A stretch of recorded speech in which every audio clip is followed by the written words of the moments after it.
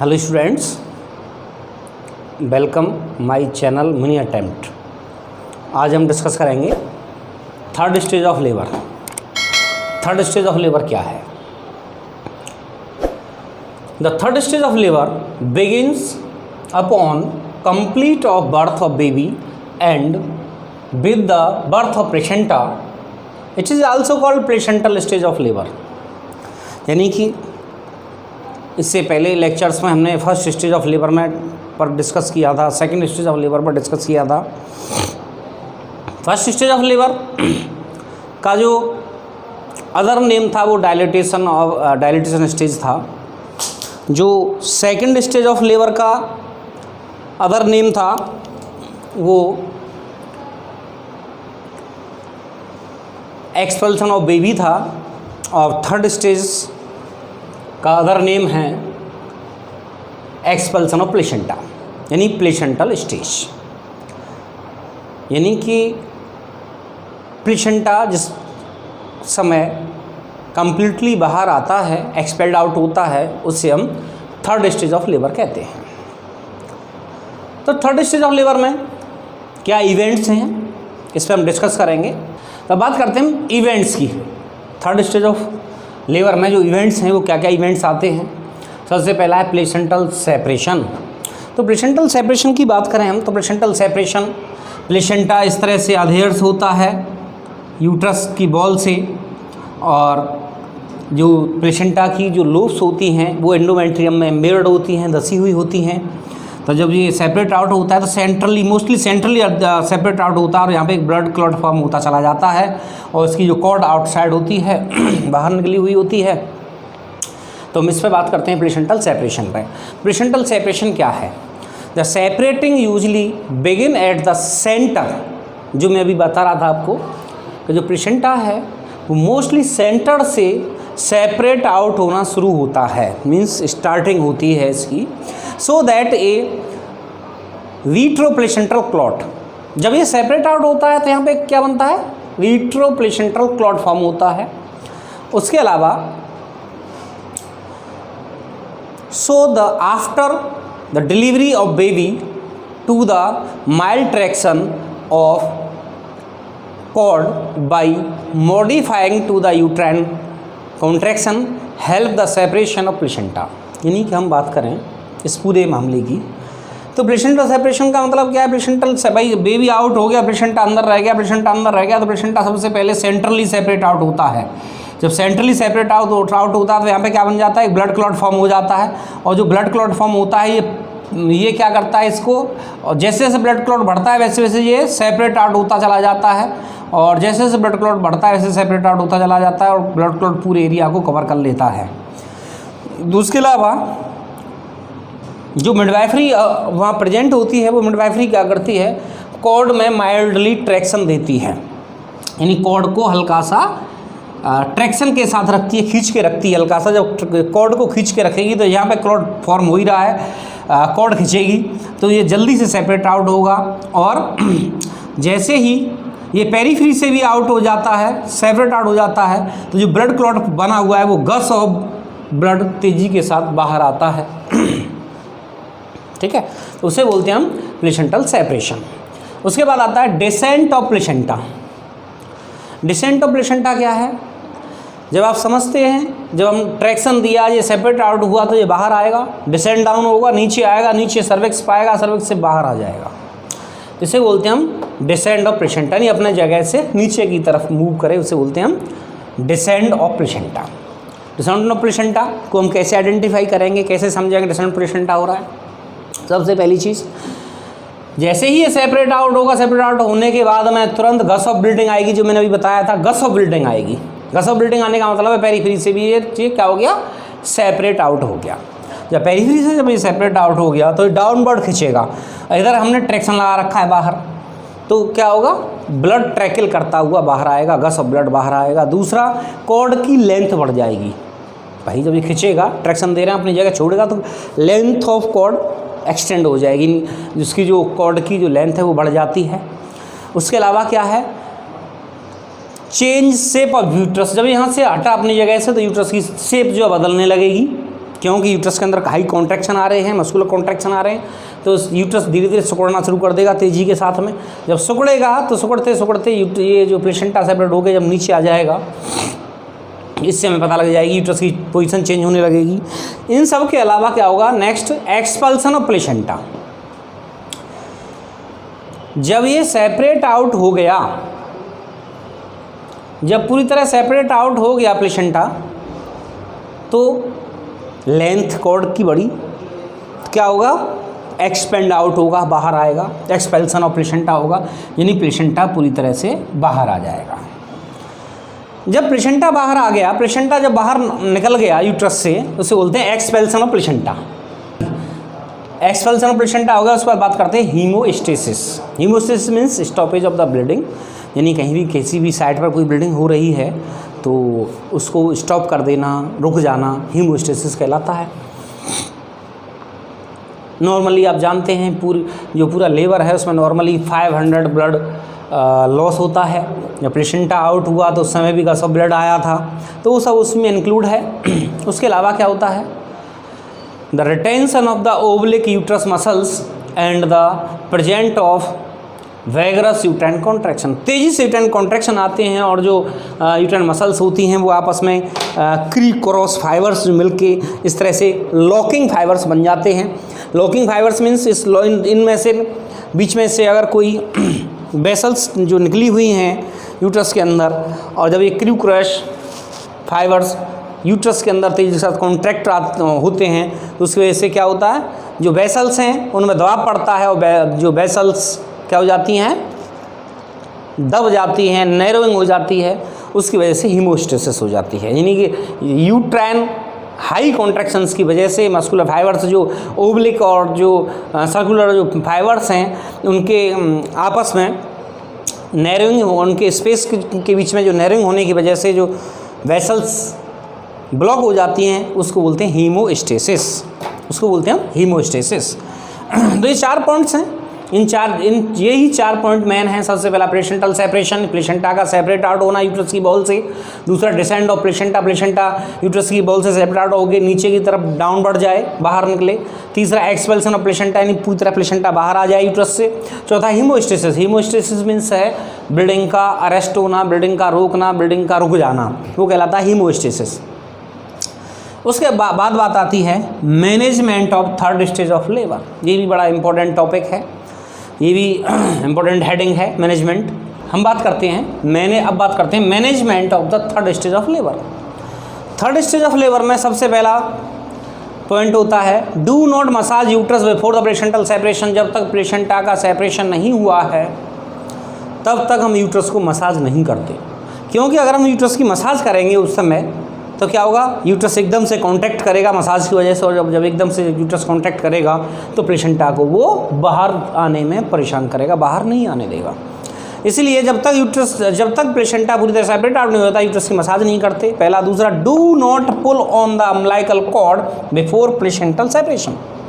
दूसरा, प्लेसेंटा अपनी जगह से जब तक पूरी तरह सेपरेट नहीं हुआ है तब तक ये नहीं कॉर्ड को एकदम तेज़ी से हम पकड़ के खींच दें, ऐसा नहीं करते। सिंपल लो ट्रैक्शन यूज करते हैं कॉर्ड पर।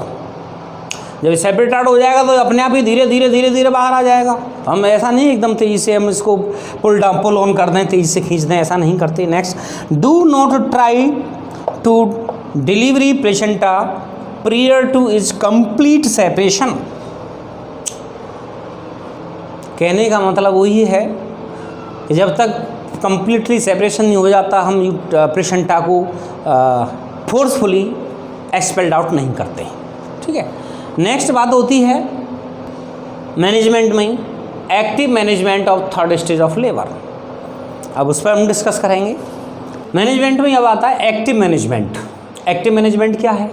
एक्टिव मैनेजमेंट की बात करें हम, एडमिनिस्ट्रेशन द ऑक्सीटोसिक एजेंट, यानी कि जब बेबी आउट हो गया, प्लेसेंटा आउट हो गया, प्लेसेंटा आउट होने के बाद में हमें हीमोस्टेसिस करना होता है। हीमोस्टेसिस के लिए यूट्राइन कॉन्ट्रैक्शन का होना बहुत ज़रूरी है। यूट्रस कॉन्ट्रैक्शन आएंगे तभी तो मसल्स क्रू क्रॉस फाइबर्स अपने स्पेस को कम करेगा और ब्लीडिंग कंट्रोल होगी, ब्लीडिंग बंद होगी। उसके लिए या ये भी कह सकते हैं prevention of PPH, postpartum haemorrhage. उससे बचाने के लिए हम पेशेंट को क्या देंगे, एडमिनिस्ट्रेशन ऑफ ऑक्सीटोसिक एजेंट, यानी कि हम ऑक्सीटोसिक थेरेपी उस पेशेंट को देंगे जिसमें 10 to 20 unit oxytocin by infusion हम पेशेंट को देंगे, जिसकी वजह से यूट्राइन कॉन्ट्रैक्शन प्रॉपरली रहेंगे, यूट्राइन टोन प्रॉपर रहेगी। दूसरा है पॉइंट इसमें एक्टिव मैनेजमेंट में ही जो हमें करना है, एक्टिवली मीन्स जो हमें करना है उस समय, डिलीवरी ऑफ द प्लेसेंटा, जो हमने कॉर्ड पर ट्रैक्शन दे रखा है उस ट्रैक्शन के साथ साथ धीरे धीरे जब प्लेसेंटा पूरी तरह से डिलीवर कर जाता है तो हमें इसमें एक्टिव मैनेजमेंट में ही उस एक मॉडिफाइड ट्रैक्शन के साथ प्लेसेंटा को डिलीवर करना है। उसके बाद assist of the uterine tone and size, जब प्लेसेंटा आउट हो जाता है यूट्रस से, प्लेसेंटा जब बाहर आ जाता है यूट्रस से, तो उस समय हम यूट्रस की टोन को असिस्ट करेंगे, क्या टोन प्रॉपर है या नहीं है, टोन के साथ यूट्रस का साइज प्रॉपर है या नहीं है, उसको असिस्ट करेंगे। अगर टोन प्रॉपर नहीं है या साइज एबनॉर्मल है तो उसके लिए हमें जो ऑक्सीटोसिक जो एजेंट्स हैं उनको बढ़ाना है या घटाना है, वो इसी पर डिपेंड करता है। अगर टोन कम है तो हम ऑक्सीटोसिक एजेंट की मात्रा बढ़ा देंगे, डोज बढ़ा देंगे उसकी। उसके बाद आता है examination of the placenta membrane, जो प्लेसेंटल जो मेम्ब्रेन, जो प्लेसेंटा जो डिलीवर हुआ है उस प्लेसेंटा को हमें एग्जामिन करना है, उस प्लेसेंटा को ऑब्जर्व करना है, उस प्लेसेंटा को हमें ये देखना है, ऐसा तो नहीं प्लेसेंटा का कुछ पार्ट यूट्रस में रह गया हो, प्लेसेंटा टूट के रप्चर हो के प्लेसेंटा बाहर आ गया हो, या प्लेसेंटा में क्या बदलाव हैं, क्यों, उससे हमें बहुत कुछ चीज़ों का पता चल जाता है। बच्चे में भी आने वाले कॉम्प्लिकेशन की भी हमें पता लग जाती है। तो उसमें सबसे पहला था इन्फ्रैक्शन दैट आर रीसेंट और ओल्ड। हम जो प्लेसेंटा जो बाहर आया है उसको जो हम ऑब्जर्व कर रहे हैं, देख रहे हैं, तो हमें उसमें ये देखेंगे कि प्लेसेंटा के अंदर कोई इन्फाक्ट एरिया तो नहीं है, कोई इन्फाक्ट टिश्यू तो नहीं है, वो अगर है तो वो अभी तुरंत का है या पहला है। अगर ओल्ड है तो उसका मतलब क्या है कि इन्फाक्ट पहले हो चुका है, इसलिए बेबी जो फीटस है उसमें ब्लड सप्लाई भी कम हुई होगी, तो उसके भी अपने अलग कॉम्प्लिकेशन आएंगे, उसके लिए हम प्रिपेयर रहेंगे। रिसेंट है तो हमें ज़्यादा चिंता की बात उसमें नहीं है। उसके बाद है next localised of calcification. Localise of calcification जो प्लेसेंटा है, प्लेसेंटा में हमें ये भी देखना होता है कि ऐसा तो नहीं कि प्लेसेंटा के में पोस्ट मैच्योरिटी ज़्यादा हो गई हो, post maturity grade 2, grade 3, grade 4 में पहुंच गई हो। अगर पोस्ट मैच्योरिटी प्लेसेंटा की ग्रेड 3 में या ग्रेड 4 में पहुंच जाती है तो जो कैल्शियम है वो कैल्शियम डिपॉजिट हो जाता है प्लेसेंटा में। जब कैल्शियम डिपॉजिट हो जाएगा प्लेसेंटा में तो जो प्रॉपर जो ब्लड सप्लाई होनी चाहिए, जो प्रॉपर ब्लड की सप्लाई फीटस में जानी चाहिए, वो उस पर कहीं ना कहीं कुछ ना कुछ प्रभाव पड़ता है, नहीं वो इम्बर्ड होती है। तो वो हम देखते हैं भाई कैल्सिफिकेशन तो नहीं है प्लेसेंटा में। उसके बाद लोब्स, जो प्लेसेंटा बाहर आया है उसमें जो ऑब्जर्वेशन कर रहे हैं उसमें हम ये भी देखते हैं कि प्लेसेंटा जो सेपरेट आउट होकर जो बाहर आया है उसमें पूरी लोब्स हैं या नहीं। ऐसा तो नहीं कोई लोब्स रप्चर होके या कोई लोब्स टीयर होके अंदर यूट्रस में रह गई हो, तो हमें उसका भी आकलन करना होता है कि भाई सब लोब हैं कि नहीं। ब्लड वेसल्स, प्लेसेंटा की ब्लड वेसल्स को हम ऑब्जर्व करते हैं। ऐसा तो नहीं प्लेसेंटा की ब्लड वेसल्स पहले ही प्री रप्चर हो चुकी हों, या प्लेसेंटा की जो ब्लड वेसल्स हैं उनमें थ्रोम्बस बना हुआ हो, तो उसको हम ऑब्जर्व करते हैं। उसके अलावा इंसर्शन ऑफ कॉर्ड, हम उसमें ये और ऑब्जर्व करते हैं कि जो कॉर्ड है, अम्बिलिकल कॉर्ड है, वो प्लेसेंटा के सेंटर में इंसर्ट हुई है या पेरिफेरी में इंसर्ट हुई है, क्यों उसके भी एक अपने अलग टाइप हैं। मोस्टली सेंट्रली इंसर्ट होती है प्लेसेंटा में अम्बिलिकल कॉर्ड। अगर वो पेरिफेरी पे है तो उसके भी अपने कुछ insufficiency of oxygen in the foetus, ये बहुत सारे कॉम्प्लिकेशन हमें देखने को मिल सकते हैं। उसके अलावा अम्बिलिकल वेसल्स, जो अम्बिलिकस के अंदर जो वेसल्स हैं, अम्बिलिकल के अंदर आप वेसल्स जो होती हैं आप जानते हैं क्या क्या, एक वेन और 2 आर्टरी होती हैं। हम उनको भी ऑब्जर्व करते हैं कि भाई वो वेसल्स कितनी हैं, क्या हैं, उनको हम एग्जामिन करते हैं। उसके अलावा कॉर्ड लेंथ, जो प्लेसेंटा आया उसके साथ जो कॉर्ड आई है उसको भी हम मापते हैं, उसकी शॉर्ट कॉर्ड है या ओवर लेंथ कॉर्ड है या नॉर्मल कॉर्ड लेंथ है, ठीक है। उसके अलावा वेट ऑफ प्लेसेंटा, और प्लेसेंटा का वेट पैमाइश करते हैं कि उसका नॉर्मली कितना वेट है प्लेसेंटा का। भाई प्लेसेंटा का जो नॉर्मल वेट है वो लगभग 5 to 600 ग्राम होता है, लगभग 5 to 600 ग्राम होता है, तो उसका भी वेट हम आइडियली देखते हैं। तो ये पॉइंट सब क्या है, एक्टिव मैनेजमेंट में आते हैं। इसके बाद आता है कॉम्प्लिकेशन ऑफ थर्ड स्टेज। हमें कॉम्प्लिकेशन पता होगी तभी तो हमको प्रॉपरली मैनेजमेंट दे पाएंगे। तो अब चलते हैं हम उसमें complication of the third stage.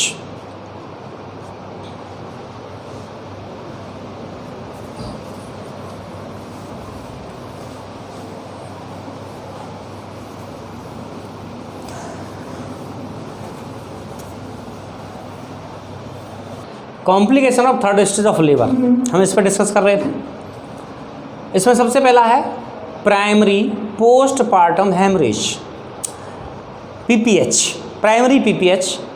Primary PPH ये कॉमनेस्ट कॉम्प्लिकेशन है थर्ड स्टेज ऑफ लेबर में।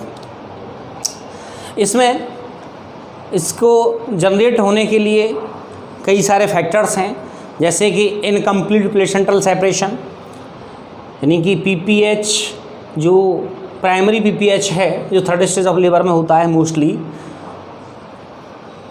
इनकम्प्लीट सेपरेशन ऑफ प्लेसेंटा की वजह से भी होता है।